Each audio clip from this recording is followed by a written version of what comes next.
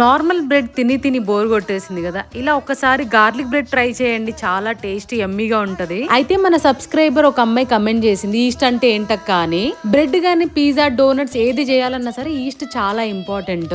East add చేస్తే ఏమైతుందంటే పిండి అనేది పొంగుతుంది అనమాట. అప్పుడు మన బ్రెడ్ సాఫ్ట్ స్పాంజ్ లాగా వస్తుంది. యాడ్ చేయకపోతే పిండి పిండిలాగే ముద్ద ముద్దగా ఉంటుంది, మంచిగా ఉడకకుండా. నేను యూజ్ చేసిన ఈస్ట్ మాత్రం యాక్టివేట్ చేయాలి. అదేంటంటే వామ్ మిల్క్ లో ఈస్ట్ యాడ్ చేసేసి మినిమం 10 minutes ఉంచి ఫోమీగా వచ్చినప్పుడు యూజ్ చేయాలి. చాలా ఇంపార్టెంట్ అన్నమాట. మన బ్రెడ్ గానీ పిజ్జాస్ లేకపోతే డోనట్స్ రావాలంటే ఆ ప్రాసెస్ యాక్టివేట్ చేయడం అనేది చాలా ఇంపార్టెంట్. ఈస్ట్ అవైలబుల్ లో లేకపోతే గనుక దాని ప్లేస్ లో మీరు బేకింగ్ సోడా గానీ కర్డ్ యూజ్ చేయొచ్చు.